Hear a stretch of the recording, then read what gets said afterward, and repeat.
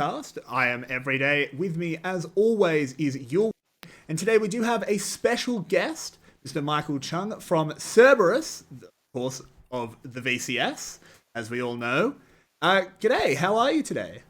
I'm good. How are you? Thank you for inviting me today. Yeah, thank you for coming Thank you on. for We coming really on. appreciate it. So we've got a lot to talk about. Obviously, off season is nearly over. A couple weeks left until we have the games, which I know everyone's looking forward to.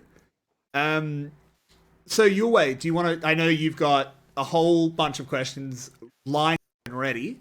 So do you want to just get straight into it so we can make the most of our time? Yeah, let's go. Let's go. So, because it just happened and just ended 2 days ago, I wanted to start just talking a little bit about the PCS versus VCS event from an perspective from a team that did not participate, of course, CERBERUS. What did you think about the event? Were you happy with the VCS team's performances? And yeah, let's start there. Well, definitely, of course, it would have been the best if our team, got to participate, but it sucks Of for course.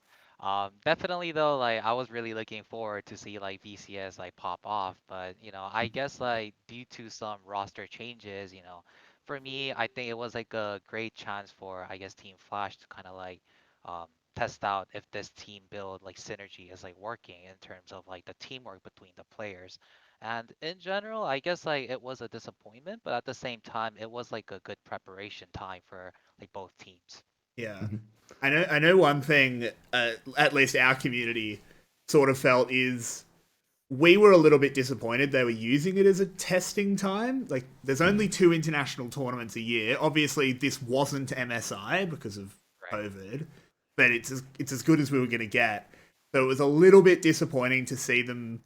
𝘁𝗰, I kind of understand. They've got some stuff going on. They didn't have too much choice, but it was more Flash. With all the testing, it was a little bit uh, disappointing. But in the end, losing 3-1 to Talon's a really good team. I It don't is. think I don't think the end result was super disappointing. It was just kind of So, frustrating to watch the group stage. Yeah, so I especially guess that they like actually won the semi. Yeah. so I guess If, like one of the insider like the talks that I heard from our coach was I guess our coach is a good friend with the coach of Team Talon. hmm. And I guess the head coach from Team Talent told us like I guess like going against Naul was more complex compared to Kati due to like Naul has a more wide range of champion pools. Excuse me. Yeah, but with that said, like generally like I would say Team Talent Interesting. was also amazed at like how Team Flash caught up and Hmm. they actually really liked the whole competition in general. So. Hmm. hmm. So, Yeah, if, yeah, if thinking about the bigger picture of PCS versus VCS, where historically the matchup against LMS, of course, PCS is a little bit more than just LMS, but the top teams are basically LMS teams, right? So, historically, the matchup was always very much in favor of LMS. Sometimes VCS teams got games of bigger regions like EU, most notably, but LMS always was a little bit of the arch nemesis. We're never able to take games. Do you feel like the region is still far ahead, or do you think VCS is on even ground? Have you maybe even scrimmed some PCS teams?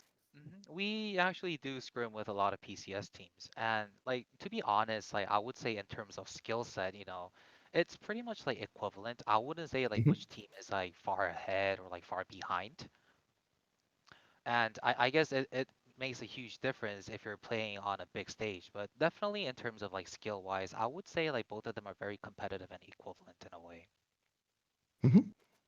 That's good to hear. That's very good to hear. Yeah, it felt like the player skill level was very even. The play style was, of course, a little different, and I feel like Flash, like one day after finals, would have been a very, very strong competitor there. And with the new roster, at least they took one game, so I'm actually quite happy with the results. And I feel like for Worlds we can challenge PCS and look to lock in that fifth best region spot finally. that would be good for sure. But yeah, yeah, overall the event was good. I think it was fun to watch, even if the results were a little bit. I'm glad we had something to watch because we didn't have MSI. Right. So But now let's go to Cerberus. That was just a fun little introduction. But how did you come to work with Cerberus? And maybe you want to introduce yourself a little bit more.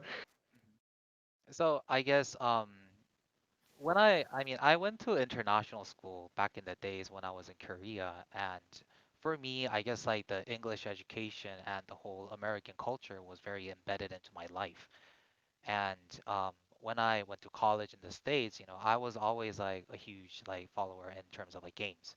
So I played, I started playing League of Legends ever since I was in like freshman. I would say like season one, whenever the time when it was in beta.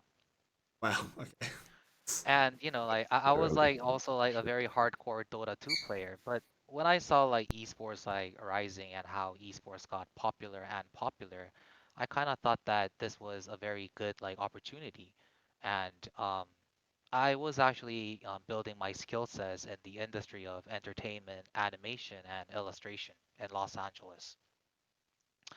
And one of my friends actually, kind of got me an introduction in Vietnam that, hey, one of my business partners is trying to start up a esports organization. And Michael, since you know a lot about like NALCS, LCK, and like LPL, and like the general infrastructure of esports, it might be like a very good input if you can kind of hop in. So for me, it was also a new challenge and an adventure. So, I was like, why not? Before I get old, like let me see what I can do. And I ended up in Vietnam, I guess. And you have been there ever since? It has to be like something like season 4, season 5, or when do you? No, I actually joined Vietnam when Cerberus was just freshly made, which was last year. Oh, So okay, last Okay. fair year enough. I came to Vietnam, Ho Chi Minh City, and then I'm currently very enjoying it. So Good. Nice. That's good Yeah. to hear. Very glad to hear that. That's a fairly big move, so I'm glad it it is. has all gone well. I hope so. Yeah. And of course, last year, let's start with the last year. Last year was pretty tumultuous, right? The spring split was decent, and then summer split was not so great. Summer split looked very rough, and you finished eighth with the worst score by far. But what were the lessons you and your team learned after summer split, and that Uh, made you come back with 7-7 this split around? So I would say like when I first came to Vietnam, I believe that the team that we acquired was Adonis, back in the days. And for me, like I was also new, so like I didn't really get to like input my voice and opinions. Rather, I wanted to kind of observe like the culture, the players, and like the team environment in general. And I realized that individual players had amazing skill sets, and mechanically, but I wasn't too sure of like how these players actually get cohesive in terms of communication. And I guess because our head coach is also a Korean, which is a foreigner, I wasn't sure if like the translation was like completely correct between the coach and the players.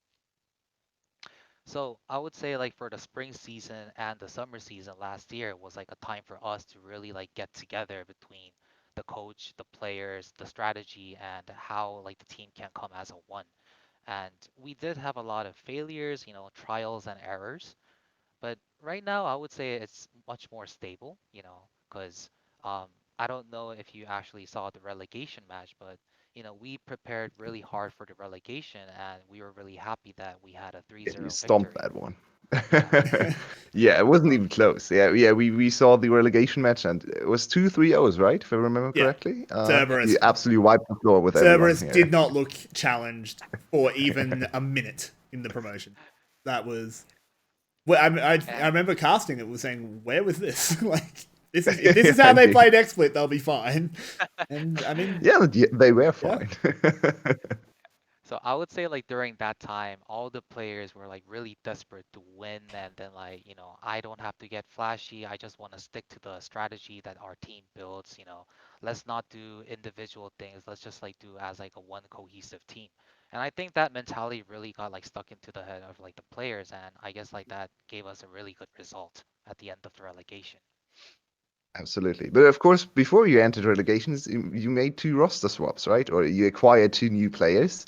Very interesting players to acquire because, of course, those two players were substitute players, and everyone knew them for big teams, right? We had Artemis behind Slater as the substitute for Flash, and then, of course, Xuhao as the substitute player for Meliodas. So two substitutes for big players, big names. How did you come to the decision to acquire substitutes, and what do you before they joined your team? Were you already convinced that those two players were actually tier 1 players, like able to challenge the players they were substitutes for, or yeah, did you take a gamble there?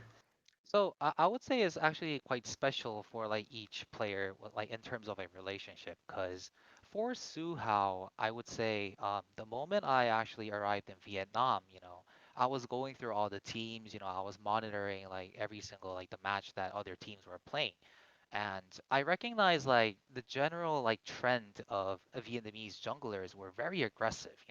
Like Nidalee, Graves, Kha'Zix. In terms of like compared to 𝘁𝗀𝗃𝗁, they like to play more like fight intensive like champions.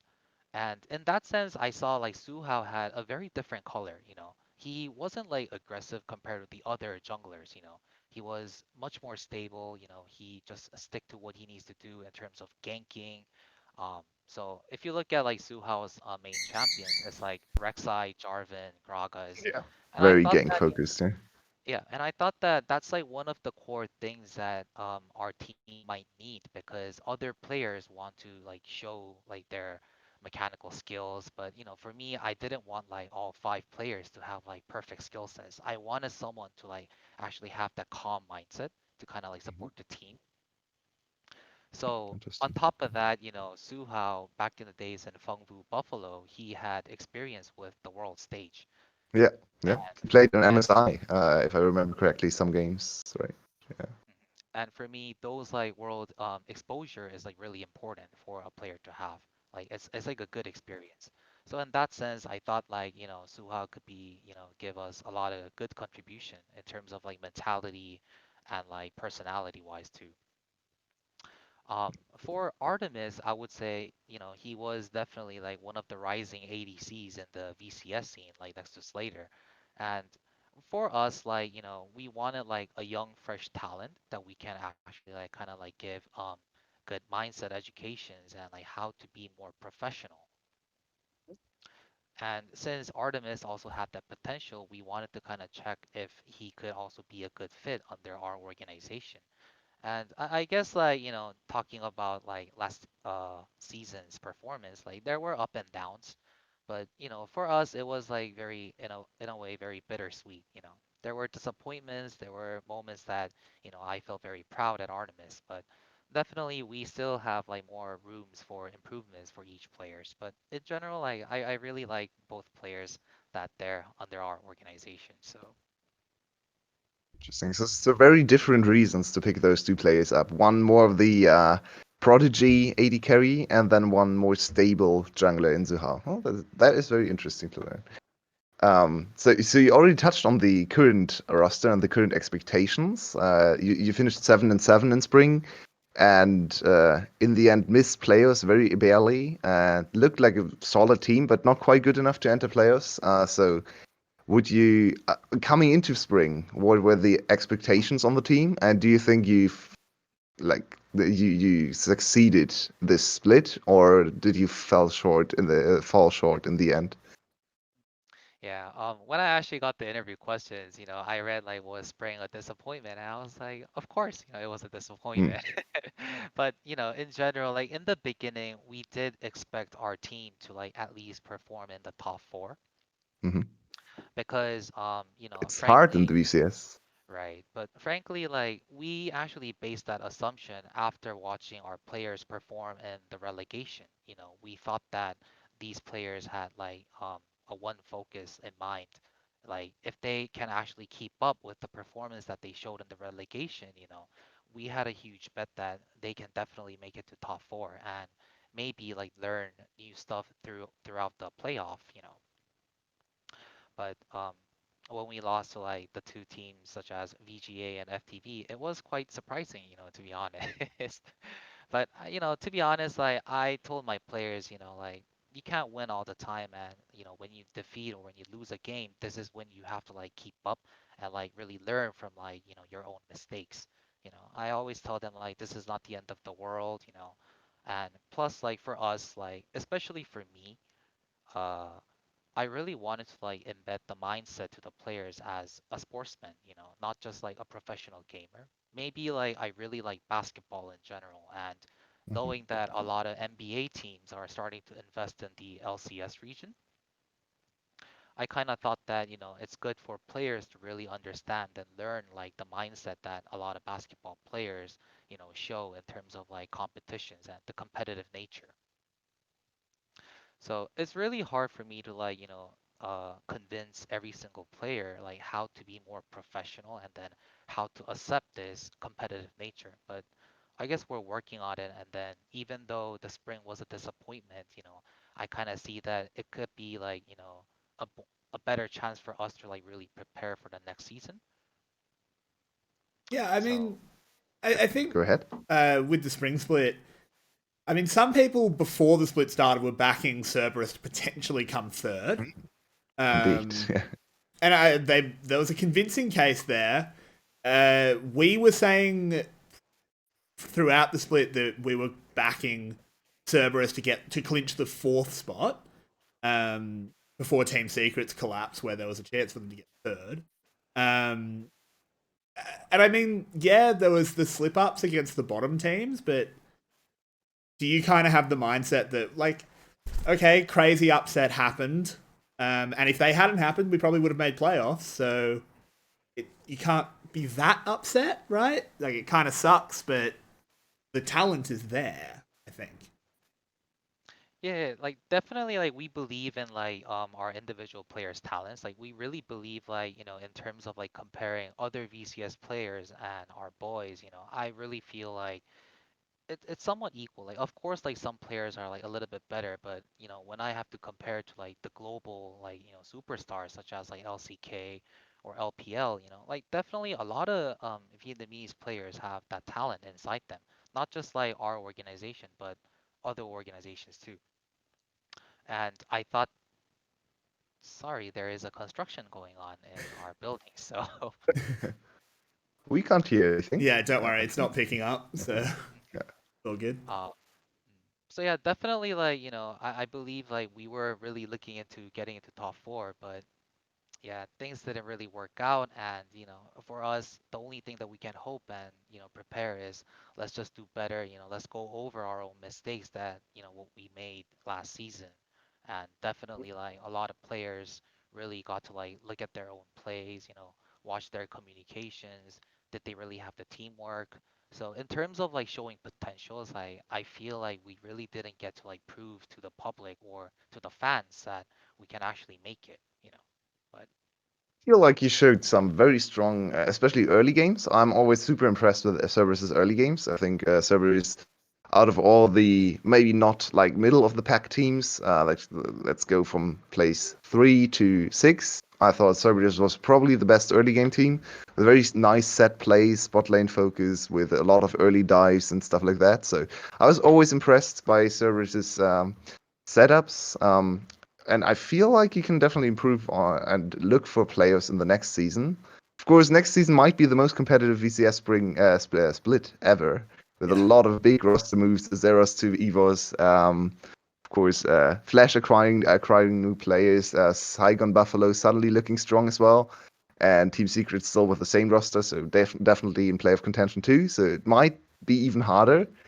But you yourself made some roster changes too, or not changes, so to speak, but more you acquired some new players, right? Pun, the prodigy, the top lane prodigy. Um, of course, if you can't tell us, but that's fine too. But is he going to be your starting top laner, or are you still trying to build LL and Pun together? um, definitely like by today, I think there was an announcement that we brought in Hugh 3 from Cuba, Yeah. yeah. GGM. Yep, Hugh. And similar to like Artemis, I would say like Pun and Hugh 3, we kind of consider in like similar way. 𝘀𝗶𝗆 also has like experience in the world stage, and then for us, like we really needed our players to really get that mentality of like getting exposure to the worlds. And in that sense, I would say 𝘀𝗶𝗆 is like similar to Xuhao, and for Pun, he's similar to Artemis. He's a very young talent. And then for us, like we really wanted to invest in those like young talents to like really kind of like groom and like train them in a way to build more professional mindset. So in terms of like, is Poon gonna be a starter? Like, I don't know yet because I guess our coaching staff is working on like playing scrims and still figuring out if 𝘁𝘁 is like a starter or if Pun is a starter. But I guess the point is now that we have two positions that's competing against each other, the top lane and the bottom duo.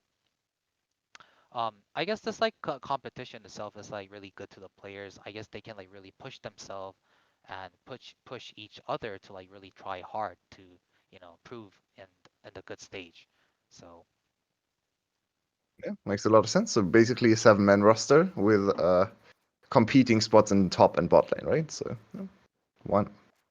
Yeah, and I mean, I think I kind of like that attitude of sort of molding Pun to have that more attitude because he was touted as the solo queue prodigy last year.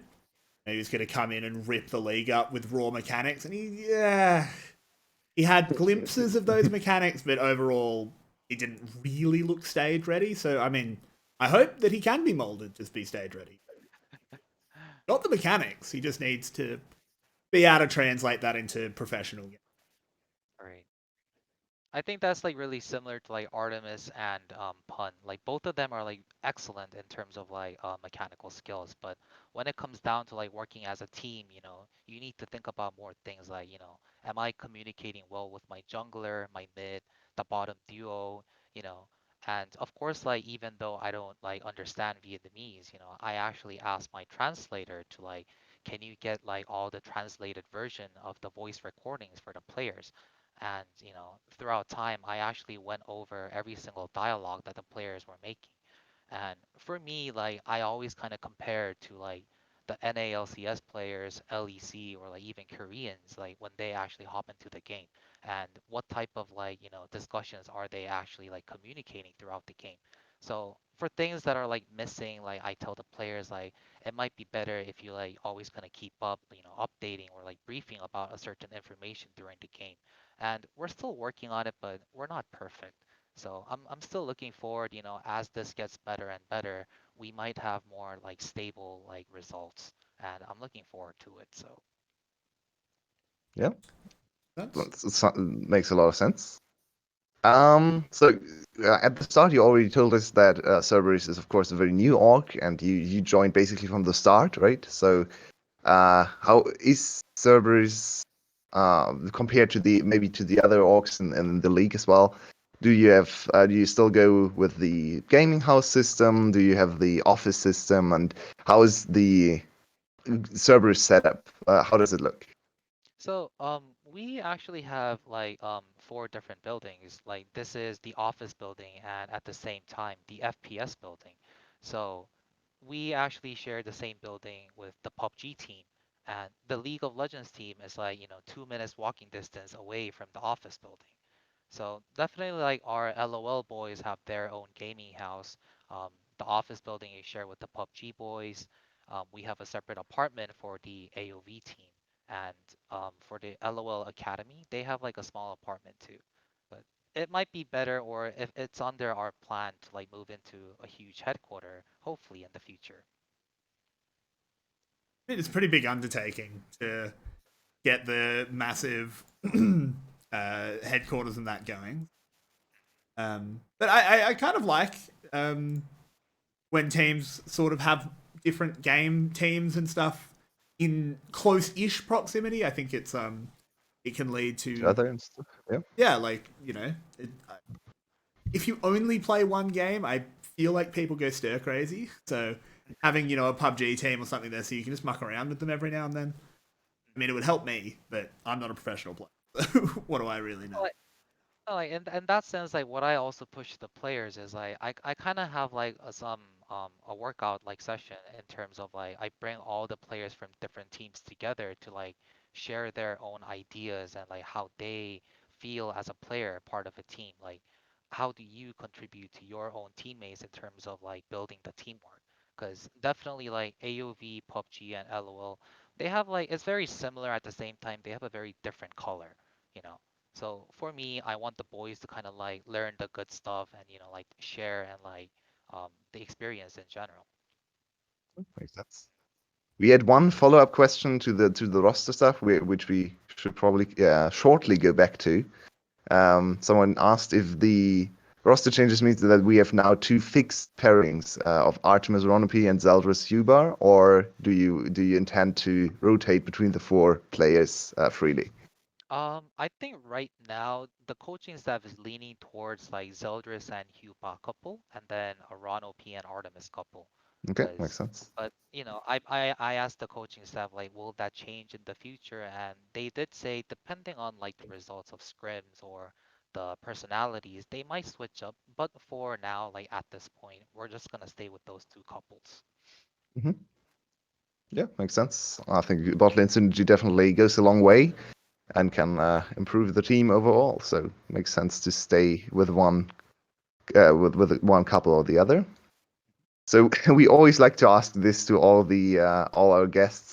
Now we actually have our first import in the VCS, but of course he's not able to play. But yeah, we'd like to ask if you would ever your org would ever consider importing someone and a player to play. Of course, we've heard it's quite difficult to get him eligible to play in the VCS, right? It's seems to be quite hard to get a working visa.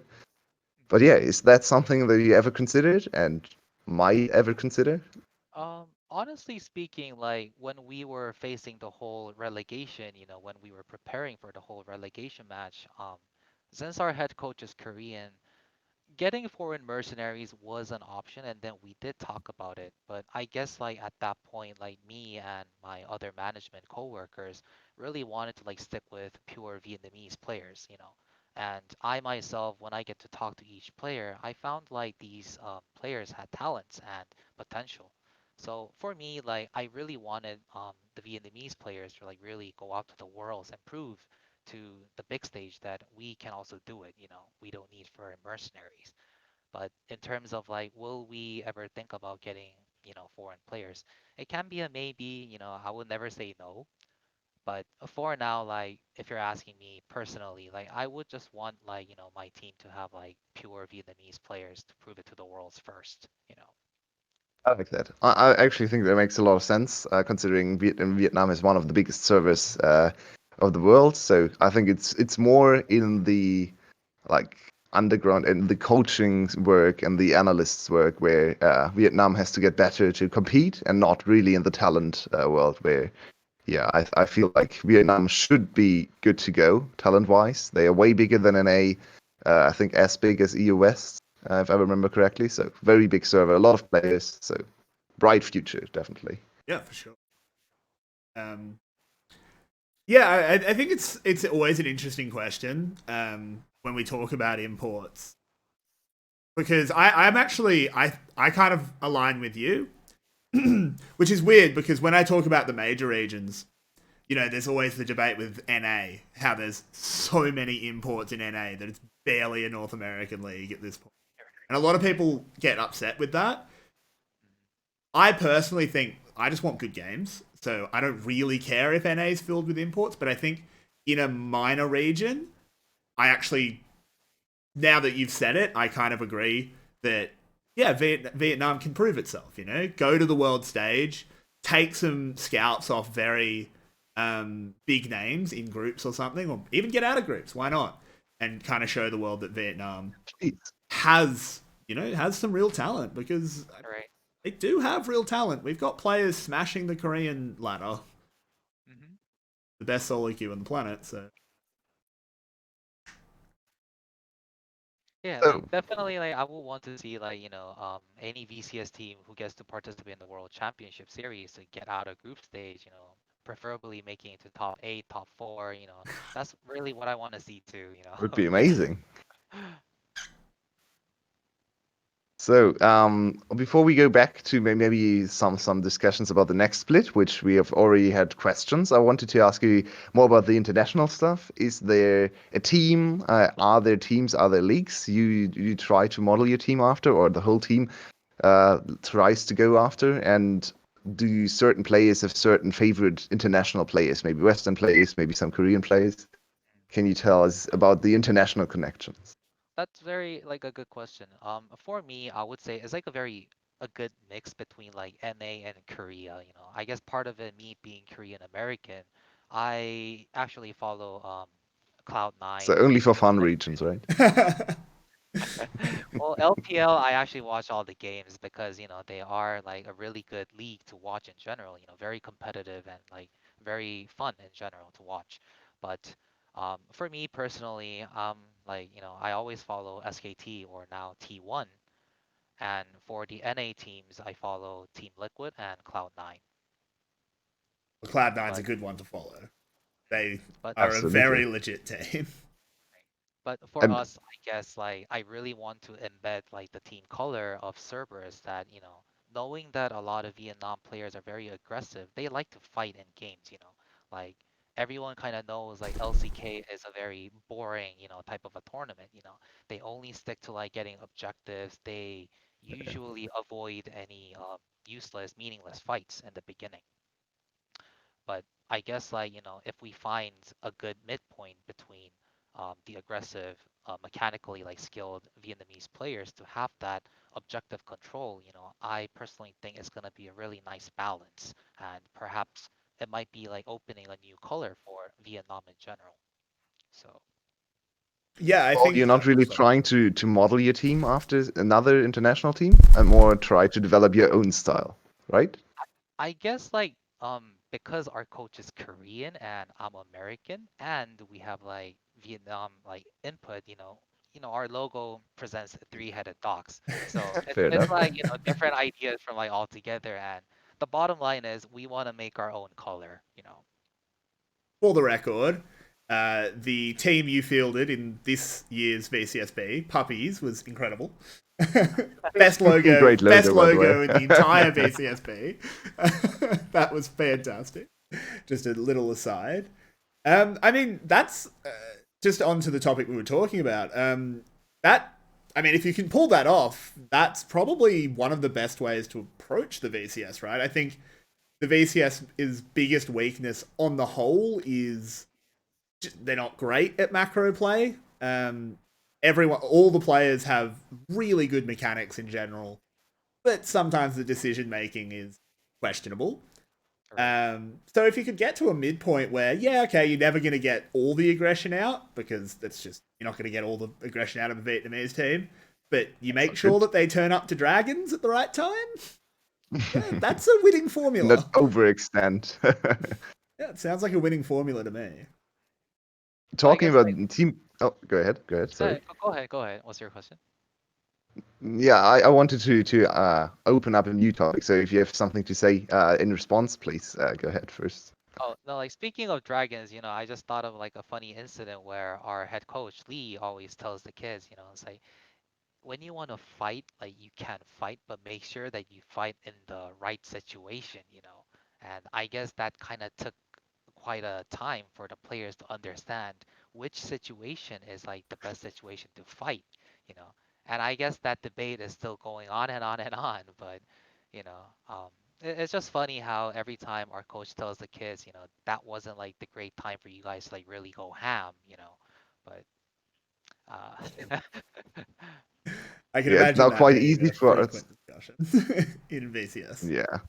It's now easy for us to imagine solo queue games in BCS because we saw the first game of the Pulsefire final, which went to 83 kills. It was absolutely ridiculous. I imagine every single VCS or Vietnamese solo queue game looks like that. So, yeah. And probably a lot of action, probably a lot of meaningless action, and a lot of kills being fed to either side. But yeah, where did you want to go? Yeah, there we are. In terms of communication, we talked about the team already being strong mechanically and still needing to learn a little bit. Can you tell us who the strong voices are. I would imagine 𝘀𝘀 plays a big role, right? He's a veteran player, won a title already. Can you tell us about the communication of the team? Who are the main? I don't want to say shot callers because everyone frowns upon that word now. So who are the main voices in your comms? I would say in the beginning, it did start as 𝘀𝘀 because, of course, he's a veteran, experienced player. And when, like in general, our kids, I would say, were very shy, so I wasn't sure if they are like, in nature to be like really loud and like very outgoing. But when like, the newcomers came in, such as like Xuhao and Artemis, definitely like the team vibe itself was like shifting towards like just shouting out their own calls, and I guess that's where like the mismatch came in, and which kind of showed in terms of results. But now I would say like in the beginning, like our jungle and mid, which is Yado and Suhao, like generally like goes over the entire game. And when it comes to like a 5v5 team fight, I guess that's when Artemis and 𝘀𝘀 kind of like gives their own shot calls, because usually, ADC is the position that really needs to like stay safe and then like DPS until the end of the team fight. So, but in Good to know. general, the captain is 𝘀𝘀 for now. But some more voices building up. That's definitely good to develop the team. So yeah, I think League has mostly moved away from one shot calling setups, so it's very good to hear that everyone has input and everyone is contributing. Of course, mid and jungle is very important right now, or right now is not the right word, for years now. The most important axis. So yeah, I think it makes a lot of sense to have big voices in mid and jungle, but of course support. It's also always good to have a louder voice as well. Yeah, 𝘀𝘀 in particular as well, showing a huge improvement the last split. He had a banger of a split. Yeah, he was amazing. Really, really His Leona, impressive. man. Yeah, that was insane. So yeah, just wanted to comment on how well he played. It was super impressive. He was a delight to watch. So you said you follow NALCS a lot. I wanted to get your take on the strength of the VCS compared to some other regions. So let's say compared to NA and PCS, because those are the two closest major regions. Where do you think VCS stands, and can they overcome NA and PCS by summer? Maybe excluding Cloud9, because I feel like Cloud9 is a level above all the other NA teams, or 2 or 3 levels above. So all the other Um, NA teams and VCS teams, how do you think they um, compare? Definitely like right now in terms of like inside VCS, I do consider like Flash as a very strong team, especially now getting Palette, the roster itself is like very strong, Um, but in general, if I have to compare between the NALCS and VCS, of course, in terms of like personal or like, one-on-one mechanical skills, I mean, or VCS players have it, I would say they're not like too far behind in terms of like mechanical skill sets, but definitely like working as a team, taking down objectives, communication, we still have like a long way to go. And I think that kind of like proved, whether or not Team Flash was going through, testing period, it kind of showed in the PCS versus the VCS show match, Yeah, so the I closing of games was atrocious. Flash had so many leads and only closed at like 50%, maybe 60% of the leads. So yeah, I think they definitely have to work on their late game decision making and how to close games, because that part of the game looked quite shocking. Maybe it's still the learning phase with the new shot caller coming in, or new big voices and the support. But yeah, I agree. The late game actually looked quite weak. So yeah. compared. But in terms of like potentials, I really believe like, Flash has immense potentials too. And then it would have been better if they actually showed that during the show match. But, I believe in that team too in a way. And, generally with all the other VCS teams, like I really believe like it's not too far away for us to like catch up to the NA level. And hopefully, maybe for the upcoming summer, or even next spring, I hope like, a lot of good Vietnamese players can show to the world that we can also do it. Hopefully. Yeah, hopefully the VCS at Worlds curse will finally Oh break. no. Oh, no. Uh, fingers crossed. Last Worlds didn't happen. We purged that from our memory. Hey, 𝘁cie won lane against 𝘁𝑺. That's all True. that happened for 𝘁cie VCS. did win lane against 𝘀𝑺. But yeah, so just to sort of break it up, just as a little short topic, we did have a question in our chat. Besides CERBERUS, so if CERBERUS can't make playoffs, who are the 4 teams you think will make playoffs in the next split? Next split. Yeah, in the split coming up. If CERBERUS, for whatever reason, isn't allowed to make. Ooh, that's a very like a heartbreaking question. Definitely, I consider Team Flash as like one of the best teams in Vietnam right now. Um, now that Evos has Zeros, I think they have a really like a high potential ceiling in terms of like going full aggressiveness. So Evos, Team Flash, definitely I think Team Secret has the stability inside them. So if they actually maintain their style and their stability, definitely they can still compete for the top 4. And recently, the Saigon Buffaloes, or previous Dashing Mhm. Buffalo, they had a complete roster change with the new talents, young, fresh new talents. So, always I really want to like, take in regard that they really might show something. No one knows what they are capable of doing. So if that's like the top 4 teams that if I have to Gum. uh, Ho ho. take a guess. That's a Ooh, hot take. not putting gum in that. Yeah, that is a hot take, but I honestly, I mean, we were saying it before. I Like, like it. this is a split where there are 6 teams that could come. Like, I think maybe it's safe to say Flash is probably the best team, but 2nd through 6th, I wouldn't want to put money on the order that comes in because I Right. genuinely think it could go anywhere. And I don't think the 2 new teams look bad. There's definitely upset potential out of percent. I think it's going to be great.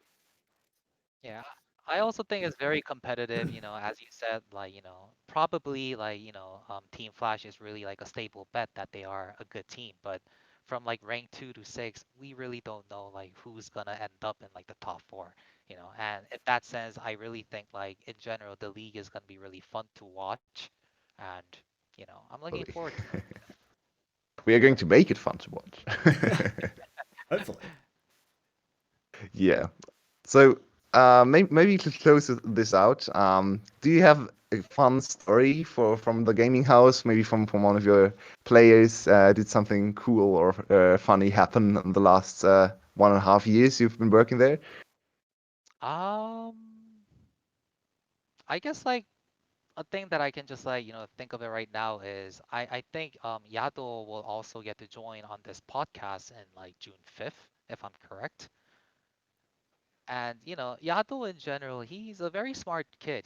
Like I'm pretty sure he understands like 90% of what I tell him in English. But when I asked him, I was like, "Hey Yado, can you actually like kind of join this podcast?"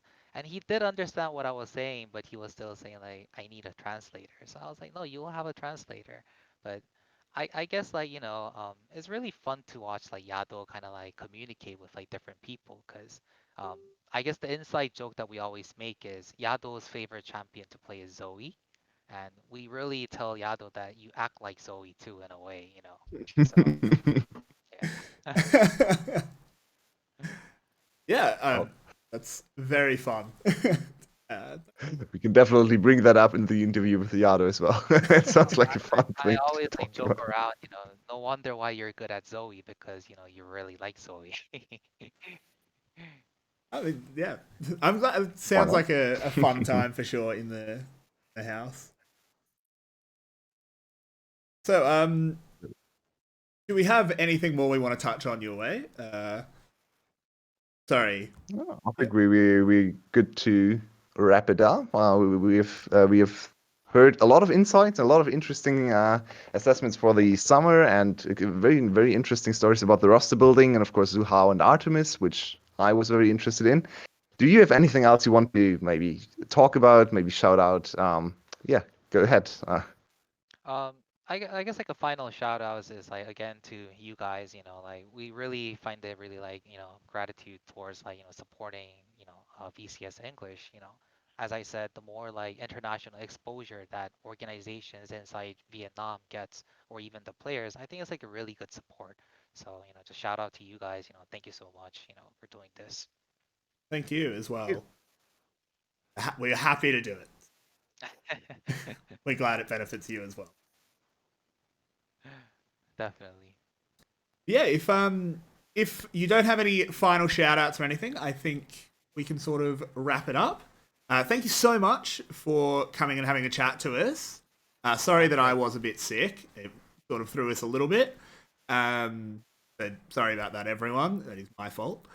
But yeah, it's really we love these interviews because I think we don't speak Vietnamese, so it's sometimes hard to get an insight on what's going on within the organizations and within the teams.